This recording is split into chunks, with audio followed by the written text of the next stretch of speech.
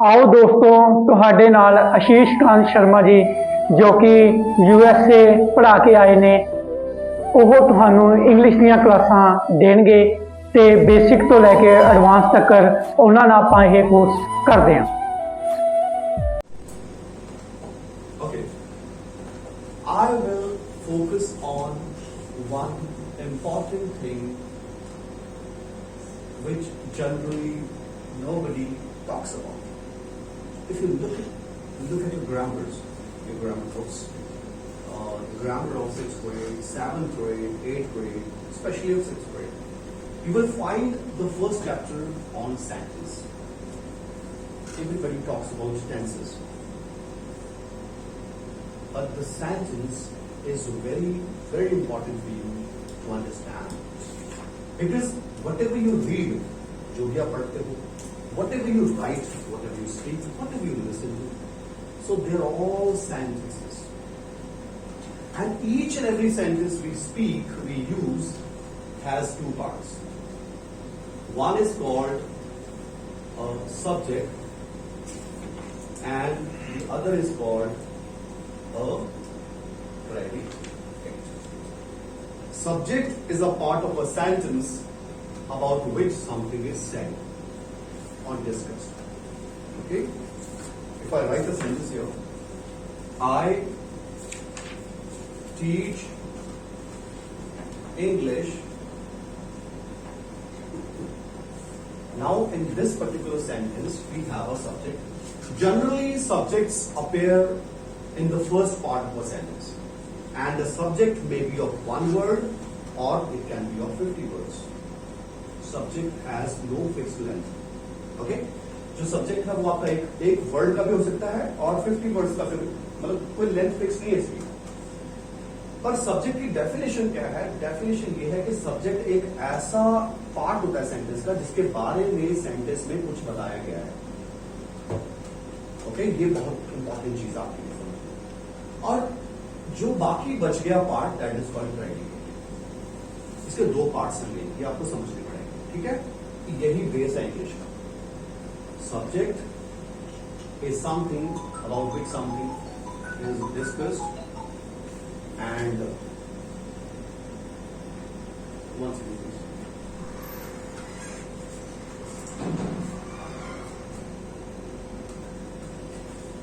Yeah, so I teach English. So this is what has been talked about me.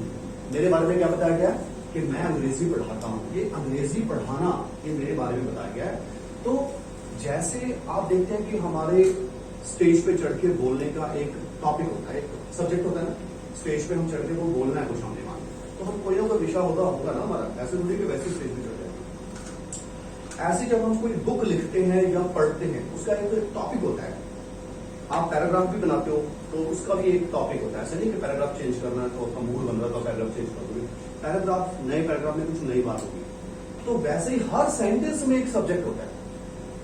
Paragraph तो बहुत दूर की बात है, आपको पहले सेंटेंस समझना पड़ेगा। सो सब्जेक्ट और प्रेडिकेट आपको मोटा मोटा समझ आ गया होगा। और सब्जेक्ट के बेस पे हम सेंटेंसेस को तीन रूट्स, तीन पार्ट्स में डिवाइड करेंगे सब्जेक्ट के बेस पे, क्योंकि ये सबसे ज्यादा इंपॉर्टेंट चीज है जो हमें समझनी है। क्योंकि जो इंग्लिश आप पढ़ते हो, जो भी आप इंग्लिश पढ़ते हो, सुनते हो, देखते हो, जो हम ये तीन चीजें करने वाले हैं वो सारी इंग्लिश वहीं से निकलती है। देखो, तो पहला इसका सब्जेक्ट के बेस पे हम एक सेंटेंस की किस्म बनाएंगे। उसको बोलते हैं जहां पे सब्जेक्ट डूअर ऑफ एक्शन होता है। डूअर ऑफ एक्शन मतलब जहां पे सब्जेक्ट काम करता है, यानी कि जिसको हम एक्टिव सेंटेंस भी बोल देते हैं आम भाषा में, जो हम स्कूल में पढ़ते हैं। एक्टिव सेंटेंस सुना होगा आपने, जैसे मैंने अभी लिखा था आई टीच इंग्लिश। ये जो सेंटेंस आपके सामने है, यहाँ पे जो सब्जेक्ट है ये काम कर रहा है, यानी कि एक्शन में है, ये डूअर है, एक्शन को करने वाला है। So this is one particular route. ठीक है, पहली रूट है ये। पहला जो किस्म का सेंटेंस आपने समझना है, that is when the subject does some action और इज डूइंग सम एक्शन, जहां पे ये एक्शन में है। दूसरा जो होता है उसको बोलते हैं सब्जेक्ट एक्शन नहीं करता, वो एक्शन को रिसीव करता है, उसको बोलते हैं रिसीवर ऑफ एक्शन, जिसको हम आम भाषा में पैसिव सेंटेंसेस बोल देते हैं। यहां पे मैं सेंटेंस लिखूंगा, English is taught here, English is taught here. यहां पे जो सब्जेक्ट है वो इंग्लिश है, क्योंकि इंग्लिश के बारे में क्या बताया गया है कि इंग्लिश भाई यहाँ पे पढ़ाई जाती है, इंग्लिश के बारे में हमें बताया गया है कि यहाँ पे इंग्लिश पढ़ाई जाती है, तो यहाँ पे इंग्लिश जो है वो सब्जेक्ट है, पर इंग्लिश यहाँ पे कुछ कर नहीं रही है, यहाँ पे करने वाला मैं हूं, तो इंग्लिश एक्शन को रिसीव कर रही है, मेरा पढ़ाना जो है वो इंग्लिश को हो रहा है, ठीक है, आपके लिए हो रहा है, तो यहाँ पे इंग्लिश जो है रिसीव कर रही है एक्शन, मेरा एक्शन पढ़ाना। This is the second category. Third and the last category जो है उसमें उसको हम बोल लेते हैं एक्शनलेस, जहां पे सब्जेक्ट जो है एक्शनलेस होता है, यानी कि सब्जेक्ट कुछ नहीं करता। फॉर एग्जाम्पल जैसे हम लिखेंगे English is an easy language. ये जो सेंटेंस आपके सामने मैंने लिखा, यहाँ पे भी सब्जेक्ट इंग्लिश है, बट इंग्लिश ना तो यहाँ पे काम कर रही है, ना यहाँ पे काम को रिसीव कर रही है, क्योंकि सेंटेंस में कोई एक्शन ही नहीं है, तो इंग्लिश के बारे में बताया जरूर जा रहा है, ठीक है, क्या बताया जा रहा है कि ये एक आसान भाषा है। तो यहाँ पे इंग्लिश जो है चाहे काम कर रही है, चाहे उसके ऊपर काम हो रहा है या नहीं हो रहा, बट सेंटेंस की जो सेंस है, जो सब्जेक्ट का मीनिंग है वो पूरा हो रहा है ना। सब्जेक्ट का मीनिंग मैंने बताया जिसके बारे में कुछ बात की गई, बाकी सारा प्रेडिकेट होता है, याद रखना है, प्रेडिकेट आमतौर पे वर्ब से शुरू होता है, ठीक है। इंग्लिश जितनी भी आप पढ़ोगे जिंदगी में, वो इन्हीं दो तीन रूट से ही निकलती है, सारी इंग्लिश यहीं से निकलेगी। जो भी आप रीडिंग करते हो, जो भी आप पढ़ चुके हो, पढ़ोगे जिंदगी में, पीएचडी भी कर लोगे, तो ये तीन रूट से ही याद रखेंगे। हम इंग्लिश इससे बाहर नहीं जाते, इसके बाहर मैंने वो कल करवा दिया, वो होती है एक्सेप्शन इंपेरेटिव सेंटेंसेस। जो मैंने सामने आपके रूल लिखा है, इसकी मेनली एक एक्सेप्शन है, ठीक है, एक्सेप्शन जो है वो है इंपेरेटिव सेंटेंसेस, जो मैंने आपको कल समझा दिया, ठीक है। तो एक्सेप्शन क्यों बनेंगे, कैन टेल मी? क्योंकि उनका सब्जेक्ट नहीं है, जो हमने कल किया था उसमें सब्जेक्ट नहीं लिखा जाता, ठीक है। तो यहाँ पे जो मैं बता रहा हूँ कि सब्जेक्ट प्रेडिकेट होता था सेंटेंस का, तो इसकी एक्सेप्शन होगी, this is the exception to this rule, ठीक है। वो क्या है, इंपेरेटिव सेंटेंसेस, जो हमने कल किया, उसमें सब्जेक्ट नहीं होता, उसमें लिखा नहीं जाता, सिर्फ समझा जाता है। Got it? This is the very first thing you have to answer. Can you rob it? Move to the next part. Okay, so written it? Good. So now the next part, इसके बाद जो है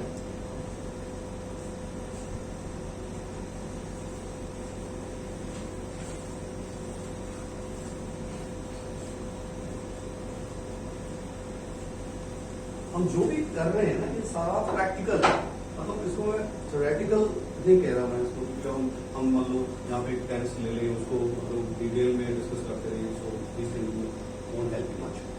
second important चीज, पहली important चीज आपको मैंने बता दी है, सेकेंड इंपॉर्टेंट चीज इसमें होती है, जो भी आप सेंटेंस बनाते हैं वो किसी न किसी टेंस में नॉर्मली होता है, मतलब कोई समय तो बताएगा ना। सेंटेंस जो है, आप कोई बात कर रहे हो, वो आज की बात कर रहे हो, कल की बात कर रहे हो, है ना, या आने वाले कल की बात कर रहे हो, बीते हुए कल की बात कर रहे हो, तो कुछ ना कुछ तो उसमें होगा ना, समय तो होगा उसका नॉर्मली।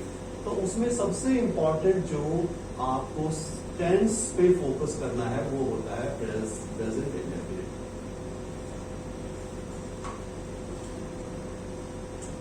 सबसे ज्यादा इंपॉर्टेंट। दूसरे नंबर पे यदि कोई सेंटेंस इंपॉर्टेंट है, वो होते हैं मॉडल वाले सेंटेंस। मैं इसको उनकी यूसेज की सीक्वेंस में लिख रहा हूं, ठीक है। तीसरे नंबर पे यदि कोई टेंस इंपॉर्टेंट है तो वो प्रेजेंट परफेक्ट भी हो सकता है, और प्रेजेंट परफेक्ट से पहले मैं पास्ट इंडेफिनिट लिखना सही समझता हूँ। पास्ट इंडेफिनिट मतलब इसकी इंपॉर्टेंस इनकी सीक्वेंस के हिसाब से आप समझ सकते हो। उसके बाद आपका प्रेजेंट परफेक्ट हो सकता है, या आप फ्यूचर इंडेफिनिट भी ले सकते हो, ठीक है। उसके बाद जो है उसके बाद आपका नेक्स्ट इसके बाद आएगा present perfect, sorry present continuous, and एक और आप इसमें ऐड कर सकते हैं, वो है प्रेजेंट परफेक्ट कंटिन्यूअस।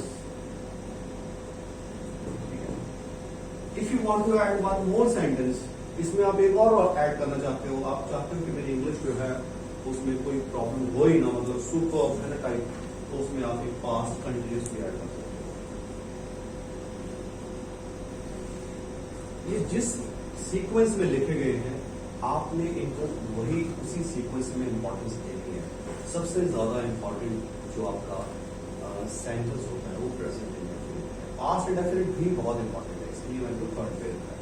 मॉडल वाले सेंटेंस बहुत इंपॉर्टेंट है, आपको पता है वो कुछ मॉडल्स होते हैं, ठीक है। वैसे बहुत सारे मॉडल्स हैं, उनमें से जो खास मॉडल जो हैं वो जैसे आप बड़ा इजीली यूज कर सकते हो, ठीक है, वो मैं बोर्ड पे लिख रहा हूँ, ठीक है। इस तरह के कुछ और मॉडल्स हैं, बट मेनली आप उनको यूज कर सकते हो। तो आपको ये पता होना चाहिए कि जब आप सेंटेंस बना रहे हो तो आपको किस टेंस पे या किस चीज को आपने अच्छे से समझना है। तो ये हमारे इंपॉर्टेंस ऐसे चलेंगे, हम ये अकेला हर टेंस को डिस्कस करेंगे, पर सबसे ज्यादा टाइम यही लेगा। बाकी तो हो सकता है जल्दी हो जाए, ठीक है। ये वाला सबसे ज्यादा difficult tense present indefinite. Remember this, the most difficult tense in English language is present indefinite, and present indefinite is the tense which is generally taught in the school first time you start with present indefinite। पहली बार जब शुरू होता है ना school, तो ये वाला tense उठा लेते हैं, और ये डिफिकल्ट, इसको समझना डिफिकल्ट है, इसकी यूसेज बड़ी वाइड है। Past indefinite is the easiest tense, सबसे आसान पास्ट इंडेफिनिट है, ये सबसे डिफिकल्ट है, बाकी इसके बीच में। ये सेकंड चीज नोट कर लिया आपने, जो हमने फोकस करना है। Okay good, okay so no problem. तो you can always click a photograph, है ना, आपको लगता है नहीं नोट हो तो आपको don't worry, so we can do it later. Yes, so these were 8 in total. तो आपने देखना कि 8 हमने करे। उसके बाद जो नेक्स्ट चीज है आपकी, उसके बाद जब आप कोई सेंटेंस लिखोगे तो उसकी कुछ टाइप्स होती है, सेंटेंस की टाइप्स होती है टाइप्स कि नहीं? यस, टाइप्स होती हैं। तो हम आपने कोई सेंटेंस बना दिया, उसकी कुछ टाइप्स हैं। उसमें फर्स्ट टाइप जो कि उसको बोलते हैं सिंपल सेंटेंस, दूसरी टाइप होती है उसको बोलते हैं कंपाउंड सेंटेंस, तीसरी टाइप होती है कॉम्प्लेक्स,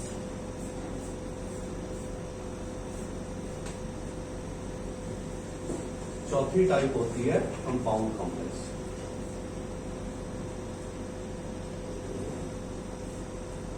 ठीक है।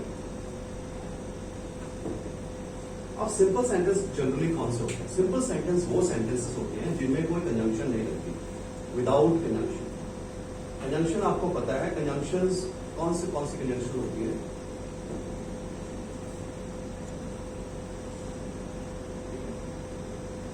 कंजंक्शंस के बिना कोई भी सेंटेंस जब बनता है तो उसको सिंपल टाइप बोला जाता है। कंजंक्शन जैसे हो गया दैट, इफ, अनटिल, टिल, सारे क्वेश्चन वर्ड्स, आफ्टर, बिफोर को भी कंजंक्शन की तरह यूज किया जाता है। ठीक है, वो सारी चीजों को छोड़ के वो कंजंक्शन को, यानी किसी सेंटेंस में कंजंक्शन नहीं आ रही तो वो सिंपल टाइप है। कंपाउंड सेंटेंसेस कौन से होते हैं? कंपाउंड सेंटेंसेस में कुछ कंजंक्शन है, जैसे मैं आपको एक दो लिख देता हूं यहाँ पे, जैसे एंड हो गया, बट हो गया, और हो गया। इस तरह की कुछ कंजंक्शंस हैं जो कंपाउंड सेंटेंसेस में आती हैं, जिनसे सेंटेंस कंपाउंड बन सकता है। ठीक है, कंपाउंड मतलब उसमें दो वर्ब्स हो सकती है, उनमें एक कंजंक्शन लगा के सेंटेंस को लेंदी किया जाता है, मोटी मोटी चीज। कॉम्प्लेक्स सेंटेंस कौन से होते हैं? कॉम्प्लेक्स सेंटेंस होते हैं जिनमें काफी लंबी लिस्ट है कॉम्प्लेक्स सेंटेंस में, जो कंजंक्शन लगते हैं, जैसे इफ हो गया, दैट हो गया, है ना, ऑल्दो हो गया, हाउएवर हो गया, मतलब बहुत लंबी लिस्ट है। ठीक है, सारे WH वर्ड्स ले लो चाहे उसमें। WH वर्ड्स तो सारे पता होगा आपको, WH वर्ड्स क्या होते हैं, है ना, what, which, when, how many, वो सारे इसमें आते हैं। लंबी लिस्ट है इसकी, बहुत लंबी लिस्ट। कंपाउंड कॉम्प्लेक्स सेंटेंस कौन से होते हैं? कंपाउंड कॉम्प्लेक्स सेंटेंस वो होते हैं जिनमें एक कंजंक्शन कम से कम कंपाउंड की, एक सेंटेंस कम से कम, एक कंजंक्शन कम से कम कॉम्प्लेक्स की लगी हो, वो सेंटेंस कंपाउंड कॉम्प्लेक्स होगा। कंपाउंड कॉम्प्लेक्स आमतौर पर थोड़ा लंबा हो जाता है क्योंकि इसमें दो कंजंक्शन होती है, ठीक है। कंपाउंड कॉम्प्लेक्स बेसिकली क्या है, इन दोनों का मिक्सचर है, गॉट इट। तो जब भी आप सेंटेंस बनाते हैं तो आपको, चाहे आप उसको मतलब लिखते हैं चाहे बोलते हैं, तो आप इन टाइप्स का इस्तेमाल करते हैं। या तो आपका सेंटेंस सिंपल होगा या आपका सेंटेंस सिंपल नहीं होगा। सिंपल कब नहीं होगा, जब आप उसमें कोई कनेक्शन डालते हैं, ठीक है। जब कनेक्शन नहीं है तो that is, this is the third thing, ये तीसरी चीज थी जो आपको मैंने बता दी। क्लियर है? अब फोर्थ और मोस्ट इंपॉर्टेंट चीज जो आपको बता रहा हूं मैं इसके बाद जो है, ठीक है, that is the most important. ये चीजें आपको मतलब स्पीकिंग के अलावा राइटिंग में भी बहुत ज्यादा हेल्प करने वाली है, because this is the base. आपको पता होना चाहिए कि मैंने करना क्या है, होता क्या है इसमें, तो आपको मोटी मोटी चीजें मैं समझा रहा हूँ, ठीक है, बिल्कुल आउटलाइन है ये।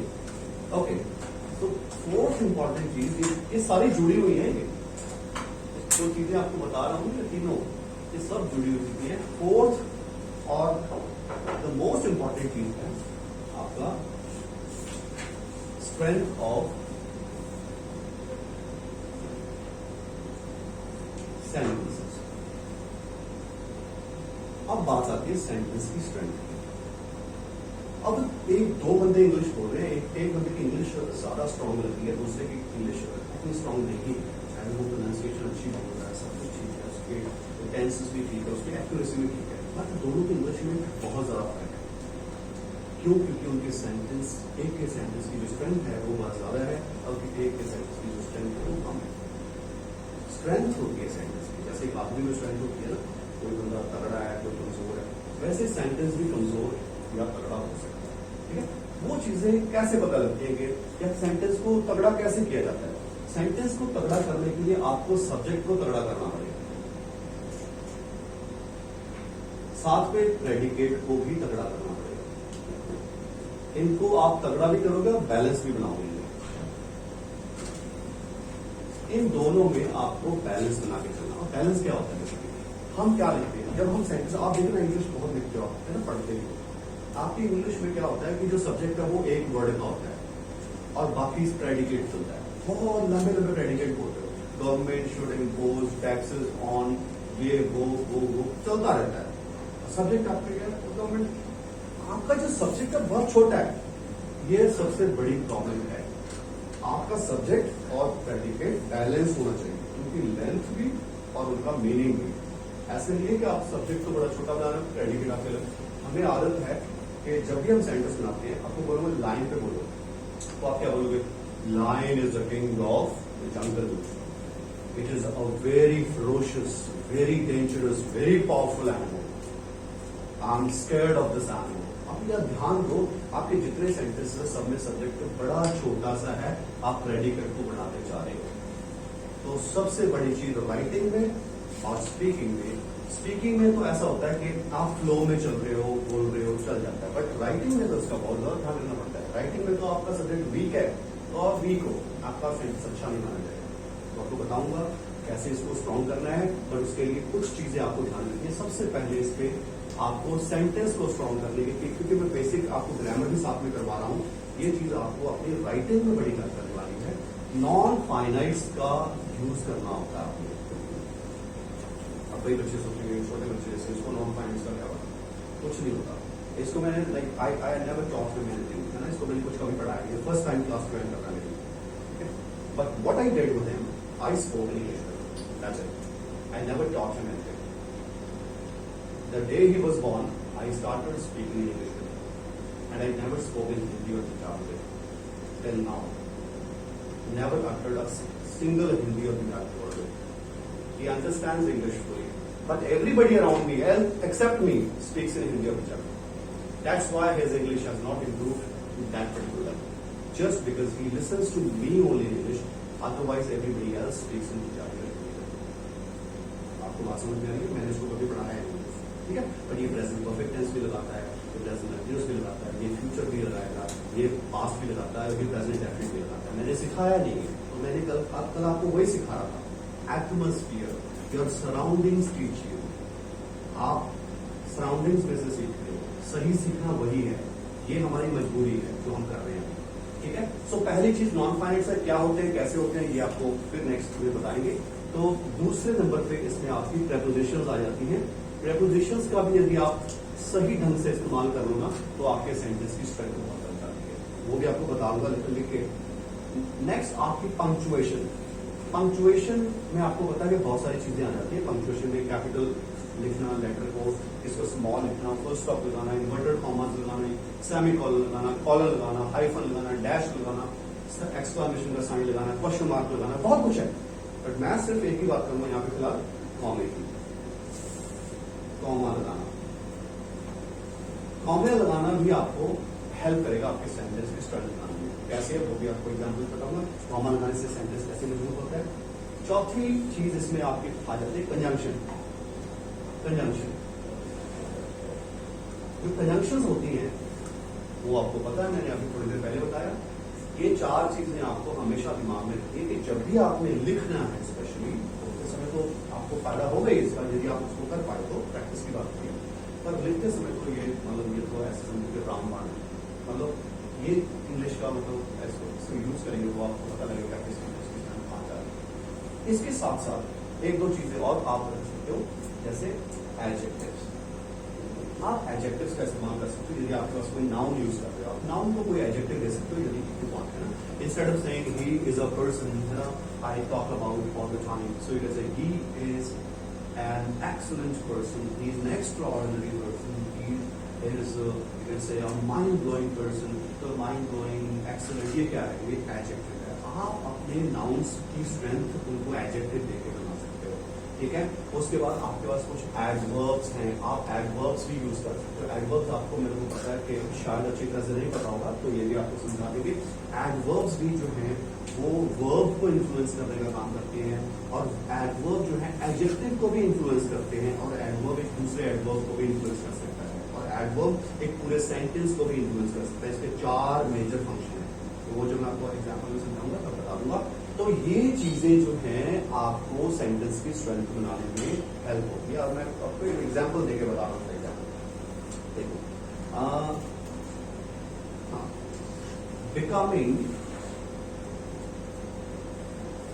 becoming fluent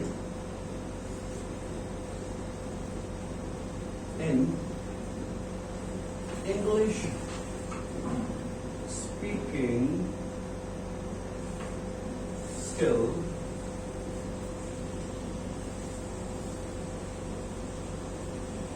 in a short period of time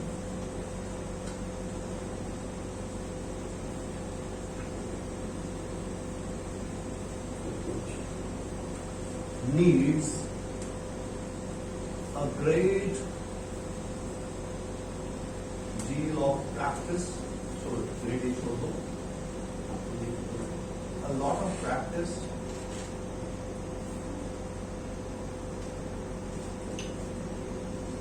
proper training,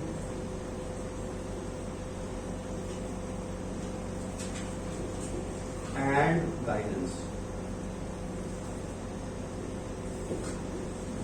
Now the sentence is in front of you.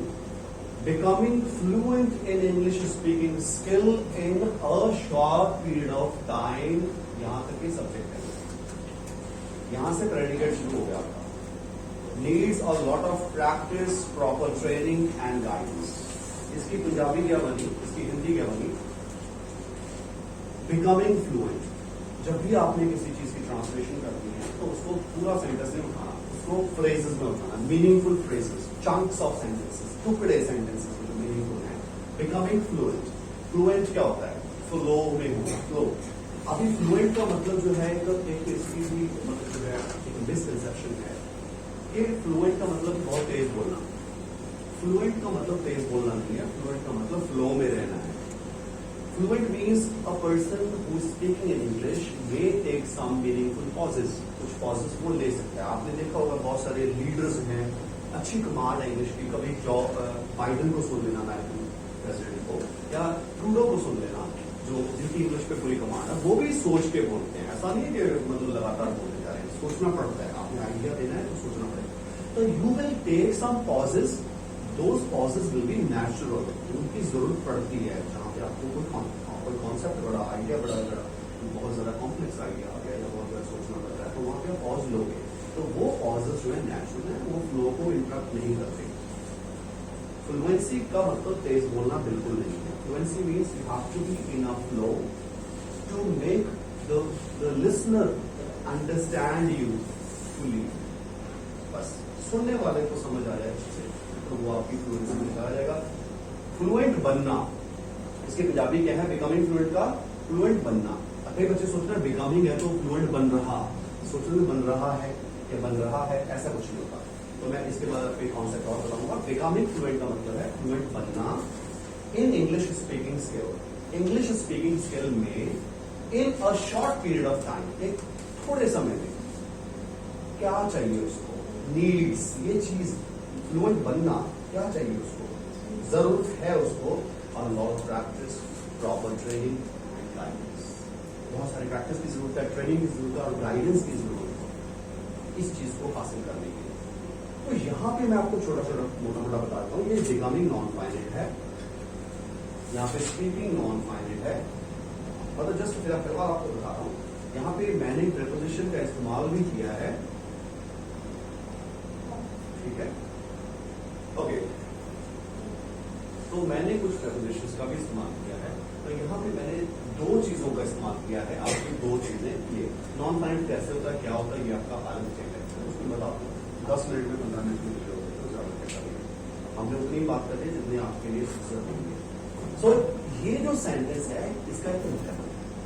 सो आप जब बोलेंगे तो फिर तो ये 7 बैंड से ऊपर है, आयल्स की 7 बैंड से ऊपर चले जाएगा। ऐसा बोलोगे ना तो आप 7 बैंड से ऊपर चल रहे हो आयल्स में, ठीक है। राइटिंग में तो ये 7 बैंड को जाती है ऐसे सेंटेंसेस, क्योंकि सब्जेक्ट और दोनों में मीनिंग है। उसको मैंने देखा ये जो है बिकमिंग फ्लुएंट, ठीक है, इतना ले लो मैं, ताकि मैं छोड़ दूं, मान ये छोड़ देता हूं मैं बिकमिंग फ्लुएंट, ठीक है, चलो इतना ले लो इन इंग्लिश, यहाँ पे इनको छोड़ दो। Becoming fluent in English needs, ताकि सारा सेंटेंस चलेगा कोई फर्क नहीं है। यानी इस पार्ट को मैं निकाल दूं ना तब भी सेंटेंस का ग्रामेटिकल स्ट्रक्चर जो वो नहीं हिलेगा, वो बिल्कुल सही रहेगा। ये चीजें सिर्फ सेंटेंस में मीनिंग ऐड कर रही है, इंफॉर्मेशन ऐड कर रही है। और तो ये इंफॉर्मेशन ऐड कर रही है, हमने बता दिया कि कितने समय में कौन सी स्किल है, क्या है, ठीक है। तो ये छोटा सा सेंटेंस आपके सामने आ गया। एक चीज और, पंक्चुएशन का भी आपको मैं टिपिकल एग्जांपल बताता हूँ, फिर मैंने आपको थोड़ा सा वर्ब्स के बारे में, ये बिकमिंग के मेरे दिमाग में आ गया क्योंकि बच्चे थोड़ा सा इसको भी शायद ढंग से नहीं समझ पाते। तो इसके बाद जो है, मान लो यहाँ पे दविंदर बैठा है, दविंदर सिंह, यस, तो यहाँ पे मैं लिख रहा हूँ Davinder Singh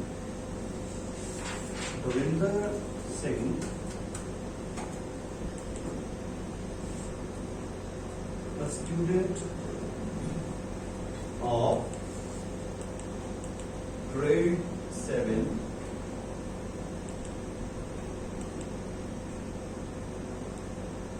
from Aryabhatta. Okay, Aryabhatta International School. Okay,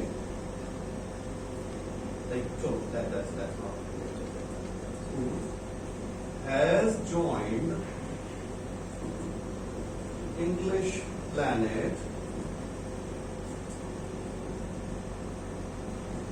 to improve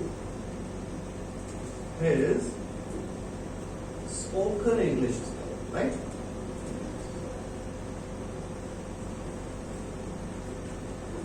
यहाँ पे हमने क्या किया, यहाँ पे मैंने दविंदर सिंह लिखा, और दविंदर सिंह तो बहुत हो सकते हैं, तो मैंने थोड़ा सा उसकी इंफॉर्मेशन थोड़ी सी और देने की कोशिश की।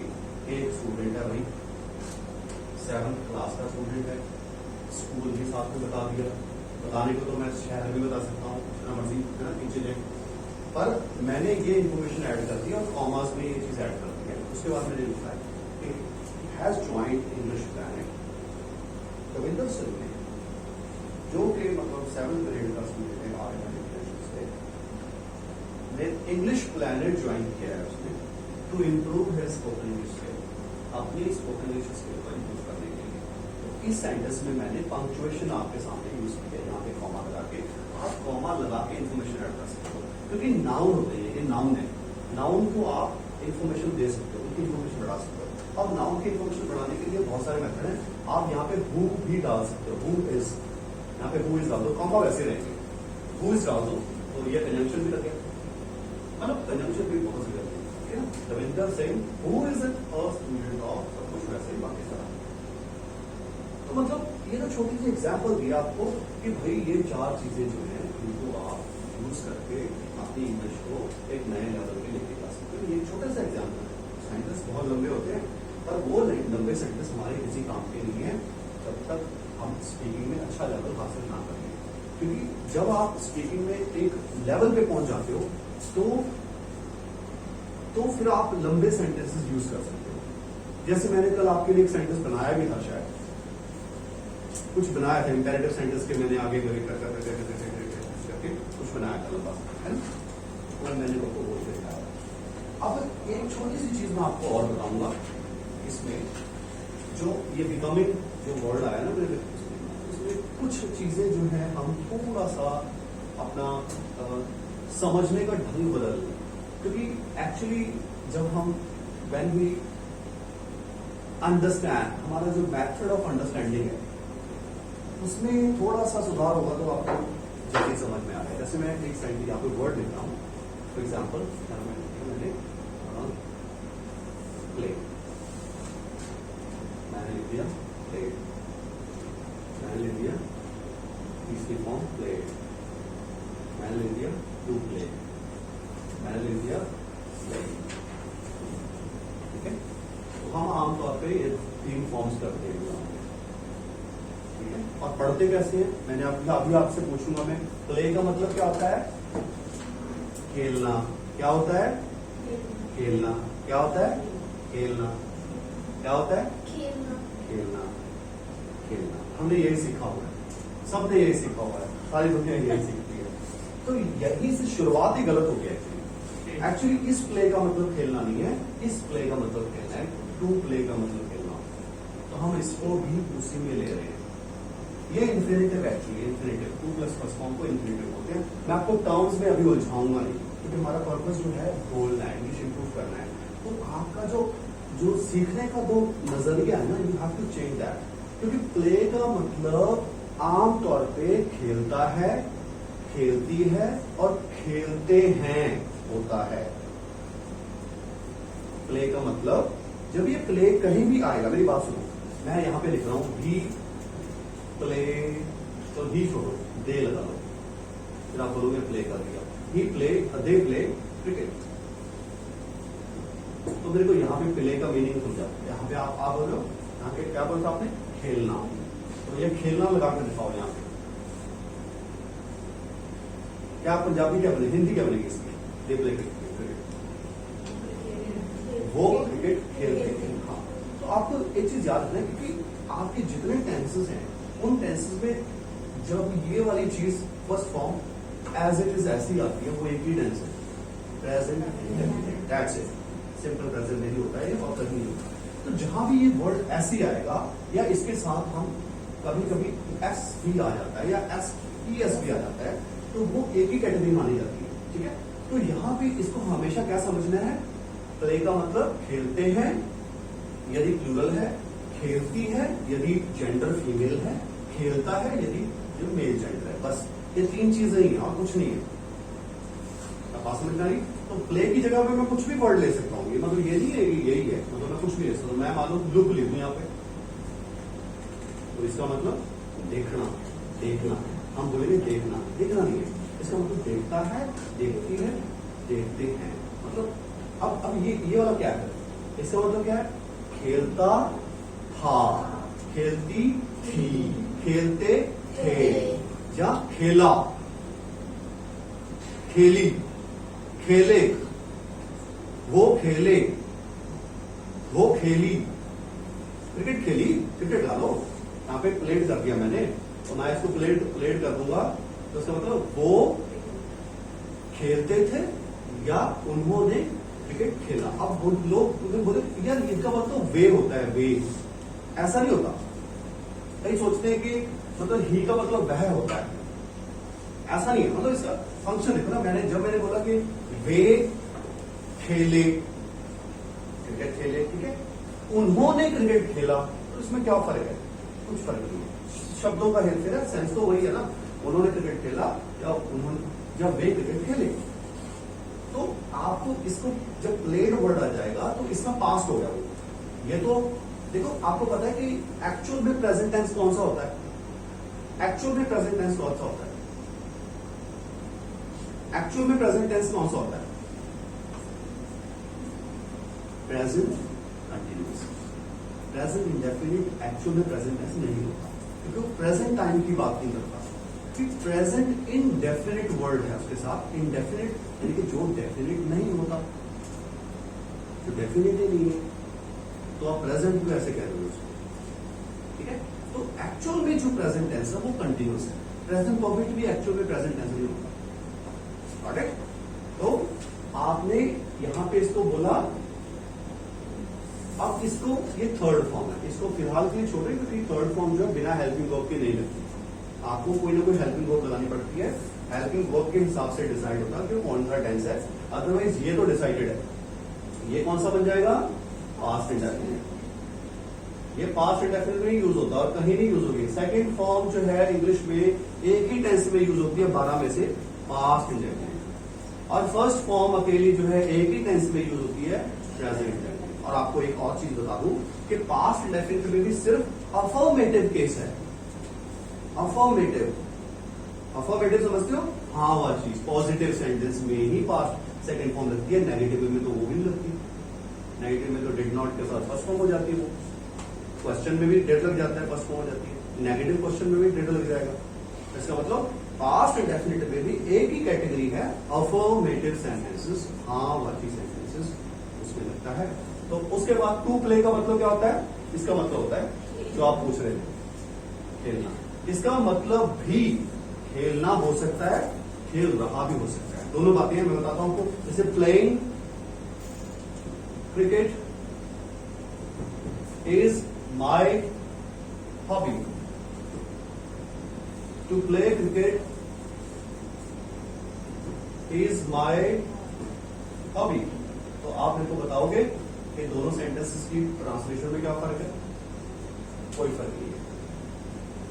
ये जो है ये भी नॉन फाइनाइट है, ये भी नॉन फाइनाइट है, जो भी आपको समझाया है, ठीक है। प्लेइंग क्रिकेट, क्रिकेट खेलना एक शौक है, मेरा शौक है। टू प्ले क्रिकेट, ये भी वही चीज है, तरीका अलग है, ठीक है, चीज वही है। क्रिकेट खेलना मेरा शौक है। आपको समझ आया? जब भी आपने ये इसको समझ रहे हैं आगे से, तो इसको ध्यान से समझना है, क्योंकि आपका जो स्टार्टिंग है ना वो गलत हो रखी है, वो आपको फिर वो प्रॉब्लम आती है, क्योंकि लिखने के समय बहुत प्रॉब्लम आएगी, बोलते समय चलो प्रैक्टिस से आप इम्प्रूव कर जाते हो। तो ये जो चीज थी, this is very very important to understand कि हमने सेंटेंस पे काम करना